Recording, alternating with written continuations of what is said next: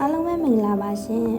ဒီနေ့ရုံးပိတ်ရက်လေးမှာမွေးငါးလေးလှုပ်ရှားဖြစ်လို့မျှဝေပေးချင်ပါတယ်ဒီတစ်ခါလှုပ်ရှားမှာကတော့ဝါခင်မာစတိုင်မွေးငါးလေးပဲဖြစ်ပါတယ်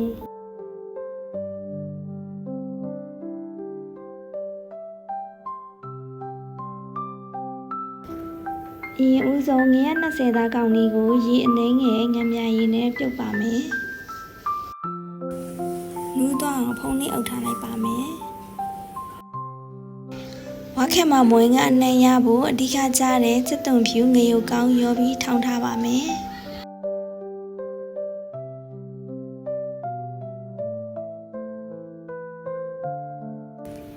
မဝင်းရေစုံငပြုတ်လေးပါမှကြိုက်တာမို့ငပြုတ်လေးလိထားပါမယ်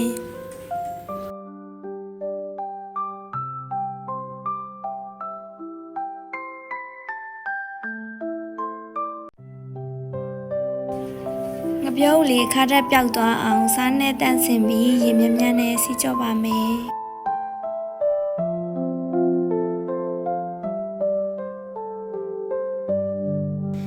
ပြီးရင်စကားလေးနဲ့ထည့်ပြီးရေစစ်ထားပေးပါမယ်စီတက်ဖို့အတွက်စက်သွန်လေးနှွာထားပါမယ်ရှင်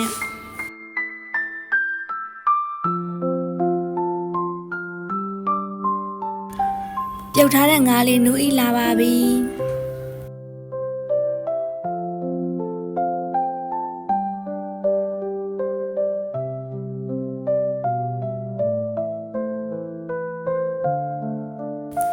ငါးနုပြီဆိုတော့အယိုးတွေကိုတေချာနှွှဲထုတ်ပေးထားပါမယ်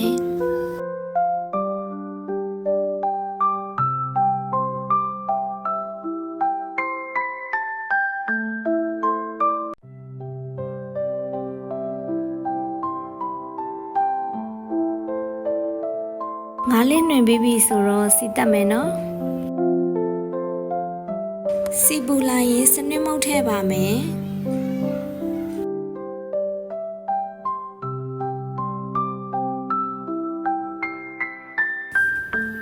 စက်သွန်လေးတွေထည့်ပါမယ်စက်သွန်လေးတွေမကအောင်လို့မှွေပေးမယ်နော်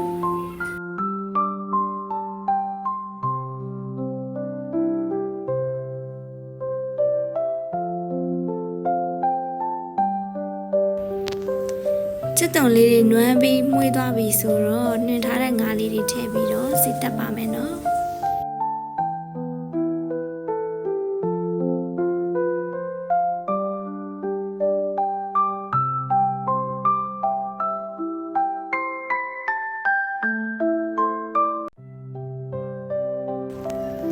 အရမ်းမွေးပြီးငါးနဲ့ပြောက်သွားလို့ရေထည့်ပါမယ်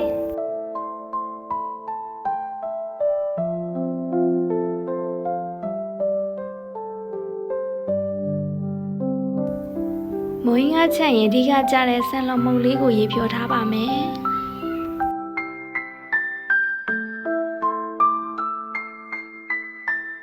ငါးဟင်းရေပွက်လာပြီဆိုတော့ဆန်လော်မုတ်ရေဖြောထားတာလေးထည့်ပါမယ်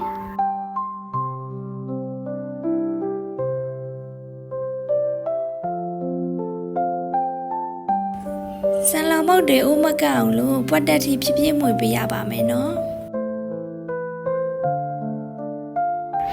ဆန်လော်မုတ်ထည့်ပြီးပွက်လာပြီဆိုတော့ငပြုတ်လေးထည့်ပါမယ်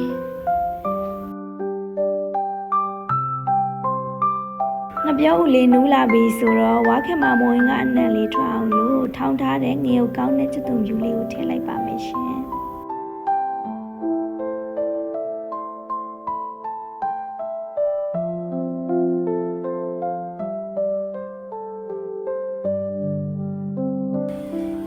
မကတော့ဥပဲဥလေးစားချင်တဲ့အတွက်ကြောင့်ဘဲဥလေးပါထည့်လိုက်မယ်နော်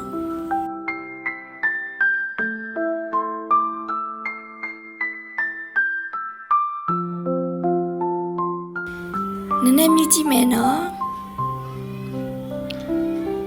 အရသာလေးကနည်းနည်းလေးပေါ်သည်လို့ငမြိုင်လေးထည့်လိုက်မယ်ရှင်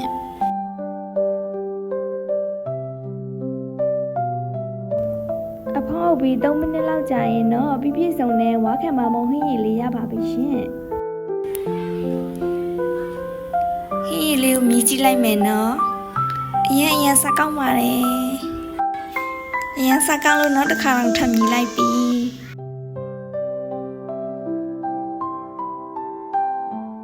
ခင်မမွေငါကစီချက်လေးနဲ့တွဲစားမစကောင်းတဲ့အတွက်ကြောင့်စီချက်လေးချက်မယ်နော်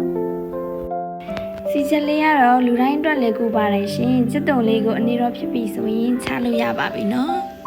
စက်တုံရဲရဲလေးဖြစ်တဲ့ဒီဆောင်ပြီးတော့ချပေးပါနော်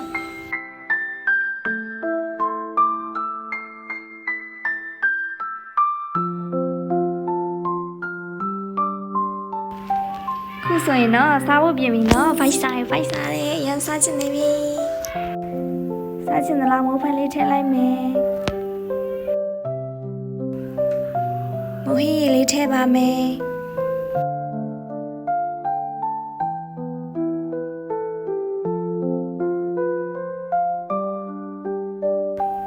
ဝါခင်မမွေးငါကစီချက်ပဲမုတ်လေးထည့်စားမှအရင်ကောင်းတယ်မြုပ်သီးမုတ်လေးလည်းထည့်မယ်နနမင်းလေးလည်းထည့်မယ်ကြက်ဥပြုတ်လေးလည်းထည့်မယ်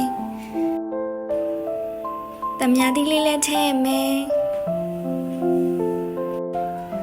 ပဲကြော်လေးပါထည့်စားမယ်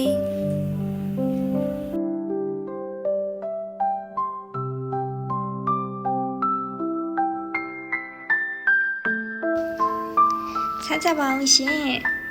ဒီလိုလေးကြိုက်တယ်ဆိုလို့ရှိရင် subscribe လုပ်ပေးခဲ့နော်ကျေးဇူးတင်ပါတယ်တတနောက်ခါမှပြန်တွေ့မယ်